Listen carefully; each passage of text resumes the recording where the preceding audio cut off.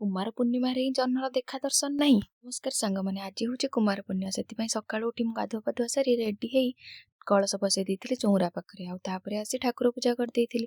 ठाकुर पूजा सरला परे चौरा पूजा करदेइथिली। पूजा सरला बेलकु मो झियो पूरा रेडी होके आसी जाइथिला आउ से ताकू पूजा करी जह्नी अंजुली टेका मध्य करई देइथिली। से पूजा करछि बोली बहुत खुशी थिला। सरला परे मु लंच रे किछि सादा सीधा बनै खाइ देइथिलु। आ तापरे मो झियो को मु सजबाज करिवारे लागि पड़ली। सवार हेले घरे काम अधिक पड़ी जाए। देखुनांती जेमती आज कुमार पूर्णिमा आउ पिठा तयारी हबो। मु किछि पिठा तयारी कर देइकी ताकू छाणी देइकी रखि देइथिली झियोर ओसा पई। तापरे मु तार चांद भी तयारी कर देली।